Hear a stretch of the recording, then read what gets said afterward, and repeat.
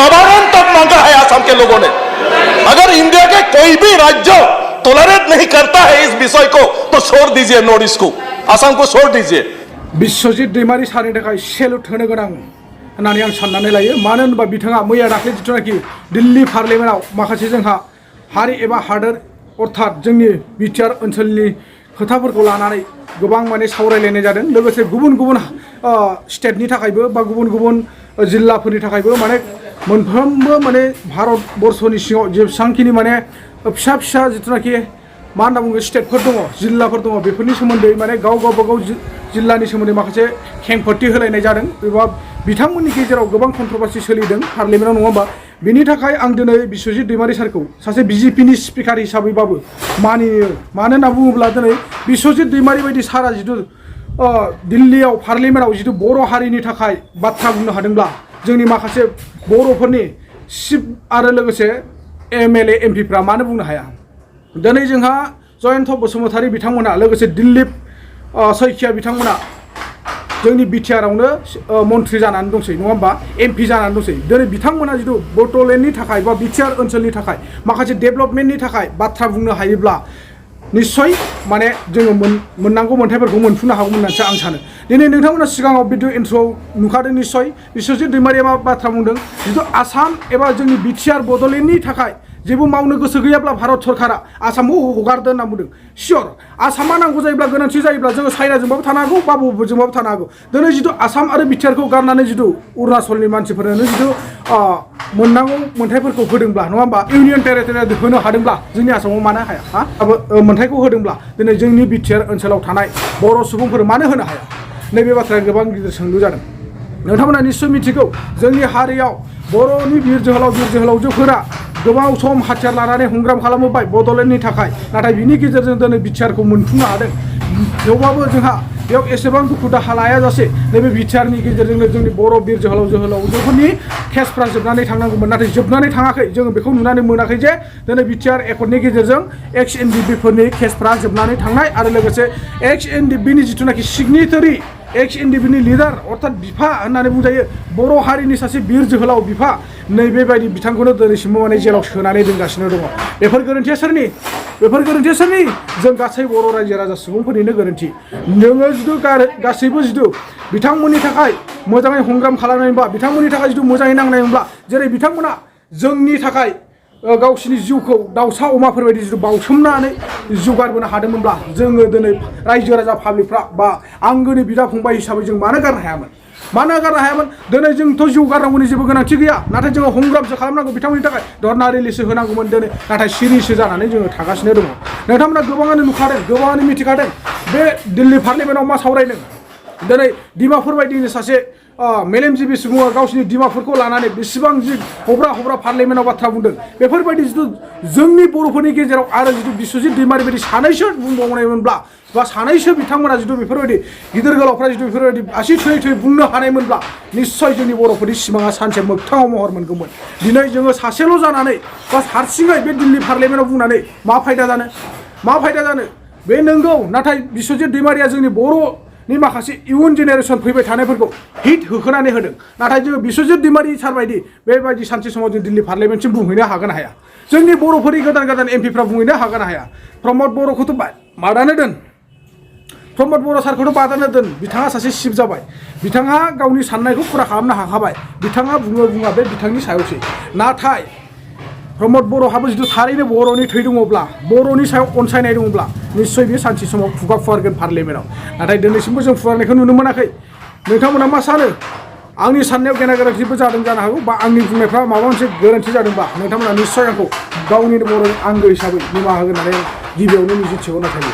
दा नोंथांमोना सिगांनि वीडियो एंट्रीखौ नायनानै लागोन। इसके बाद जो बडोलैंड पृथक बडोलैंड की मांग है सर, वो जो पृथक बडोलैंड मांग कर रहा है वो भूटान के बॉर्डर में है सर, और जो भूटान है उसके साथ चाइना लगा हुआ है। डोकलाम में जो कंक्लूड करें और स्पीकर्स है इसमें, सर थोड़ा सा सर 2 मिनट और नहीं आप बोल लीजिए। इसमें अभी और 2 लोग हैं बोलने वाले, सर सिर्फ 3 मिनट करने वाला हूँ। सिर्फ एक ही पॉइंट सर, सिर्फ एक ही पॉइंट है, जो बॉर्डर एरिया है भूटान, ये चाइना के साथ लगा हुआ है, तो वहां पर भी जो पृथक राज्य बडोलैंड की मांग कर रहा है, वहां पर अगर यूनियन सकता है तो वह चाइना की जो गतिविधि है इसको हमारे केंद्रीय सरकार की तरफ से देखभाल कर सकता है। तो इसको अनुरोध करता हूँ। तो इसी तरह कार्बी, दिमासा और गोरखा मणिपुर में सर ये सब उसके साथ संपर्क है,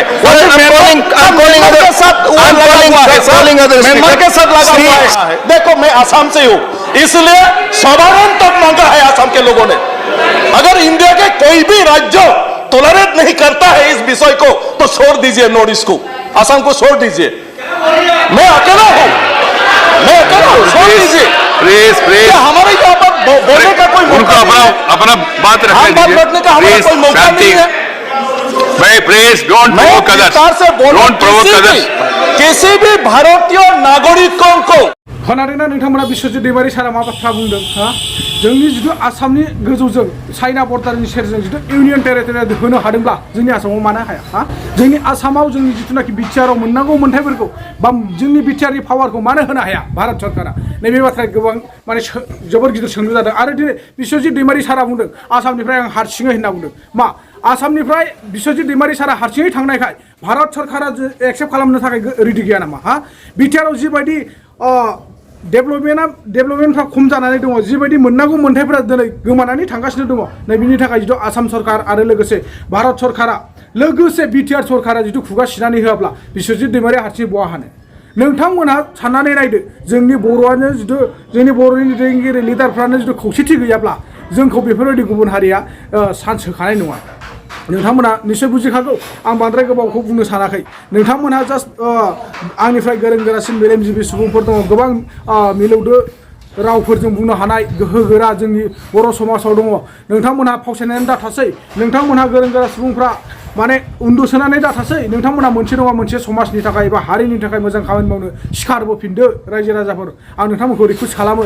दिनै जोंफोरबायदि जाम्बा जाम्बि बुंनाया बारा रज'नो थाङा।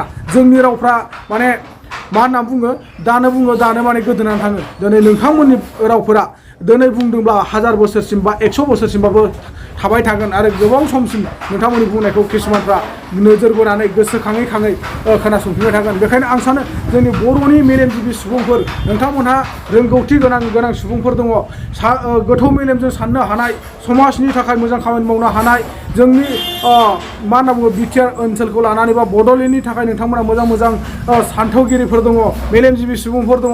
नोंथांमोनबायदि मेलेमजिबि सुबुंफ्रा जाहाथे ओरैनो उन्दुसोनानै थायालासे बा हाबसोनानै थायालासे हारि एबा समाज जौगानायनि थाखाय खामानि मावनो आगान बारायबोयो। आरो लोगोसे बेफोरबायदिनो बिश्वजित दैमारिया जेरै सासे बिजेपिनि स्पिकार हिसाबैबाबो दिल्ली पार्लियामेन्टसिम थांनानै गावखौनो मोसा महरै दिन्थिनानै हारसिङै खुगा फुवार बाथ्रा बुंनो गोनां जादों। दिनै जिथु बिश्वजित दैमारिनि उनाव आरो सानैसो थानायमोनब्ला जोंनि बर'नि गोदान एमपिफ्रा जिथु बिश्वजित दैमारिनि उनजों थाफानानै माखासे खोथा बुंफायोब्ला जोबोर मोजां जागौमोन। गुबुननि खिथु उनाव नाय टेबोल बुफाग्रा दङ, नाथाय बिश्वजित दैमारि सारनि खिथु उनाव नुदोंना टेबोल बुफाग्रा बा आखाइ खबफाग्रा गैया, नुनो मोनाखै। नाथाय बेफोरनो जोंनि बर' समाजनि गोरोन्थिया। जोंनि बर'फ्रा माने जाय मानसिया हारिनि थाखाय मोजां खामानि मावनो आवगायलांगोन बेखौ माने आथिङावसो बुफ्लायनानै होग्रा दङ। माब्लाबाबो नारखोनानै हरग्रा गैया बा थिखोनानै हरग्रा गैया। मोनोबा बेखौ आथिङाव हमनानै बोख्लायना होनाय बा आथिङाव बुफायना होनाय बेबायदिसो गोजा। मानोना गोजौआव थाइसे फिथाइखौ नुनानै हाननो थिखोसिगोन एबा गाखोहोसिगोन, फिथाइखौ जेब्ला गाहायाव हरखांबाय अब्ला मा खालामगोन बै बिथांखौ गोजौआवनो दोननानै गाहायाव रुवाजों दानफायना होग्रासो दंफांखौ, मिथिबायना? बेबायदिसो जोंनि बर' समाजा। दा बेफोरखौ बुजिनो रावबो बाखि गैया। जोङो गासिबो बुजिनो हाखायो एबा बयहाबो साननो हानाय गोहो गोनां मेलेमजिबि सुबुंफोर गोजाखा जोंनि बर' समाजा। आं मानियो, मानो होनबा गोदोनि बायदि नंलिया। दानि जुगा जोंहा एथ'ग्राब माने गोदोसोनानै थानाय जुग नंलिया। गोदोनि समा जौ जुवाफोरजों बारग'लांजोबबाय दिनफोरा, नङा होमबा? आथिखालनि मुगायाव माने गोबां सोलायबोनो हमगासिनो दङ। नाथाय सोर जोंहा बर' सुबुङा गाज्रि निसा बुस्थुजों गोदोसोना थादों। बेफोर जेबो नङा, सिं थानायखौथ' जों रावबो नुवा नालाय बेफोरखौ जों बोरै फोसाबनो, नङा होमबा? थिग बेखायनो आं सानो जायफोरखौ नोजोराव मोन्दों बा स्पटआव मोन्दों बेफोरखौ जोङो होबथानो हायो बा हमथानो हायो, नङा होमबा? बेखायनो बेफोरबायदि सिंजों थानायखौ जोङो सायाव बुफ्रुनांगौनि जेबो गोनांथि गैया। सिंनि खामानिखौ सिंजों फोजोबनांगौ आरोखि, नङा होमबा? दा बेखायनो लोगोफोर आं बांद्राय गोलावखौ बुंनो सानलिया। दिनैनि बे भिडिअनि गेजेरजों आंहा माबाफोर गेना गोरोन्थि जादोंबा आं नोंथांमोनखौ बारे आखाइ खबजोबै रिकुवेस्ट खालामो। नोंथांमोना आंखौ आंगोनि बर' फिसा हिसाबै नोंथांमोना निमाहा होगोन होननानै आङो मिजिंथिनाय थाबाय। Can you negate this fact? we are talking about the inclusion of the Northeast history after 75 years. That's a classic exclusion. India was an anthropological subject, not a historical subject in the eyes of the colonial forces. And today, the Northeast remains outside of the history of the Indian history textbook. That is why you treat them as the other. And that's the silence. And the silence on the Manipur tragedy is not unique. It is a reflection of this general continuity of the colonial in the post-colonial. It is sad to see a nationalist party like the BJP will feel comfortable with this silence on the tragedy of Manipur. Keep your hands on your heart and think about the 60,000 people who are linguistic in relief camps. And those mothers, those widows, think of them. And then you talk about nationalism. Point is made. He made Only his point. then we will understand what this tragedy means. And Mr. Chairman, the hurt, the anger has thrown a nobody like me to be part of this temple of democracy. Beating the BJP cabinet minister, think about the pain. If you hear an anxiety, anguish, and pain in my voice, please go back and see those 60,000 people linguisting in the relief camp. Don't talk about partition remembrance till you win that. I would keep quiet the moment the Prime Minister opened his mouth and the Nationalist Party says that Manipur is part of India and we care for the people of that state. Only then I will accept what is nationalism in our faith.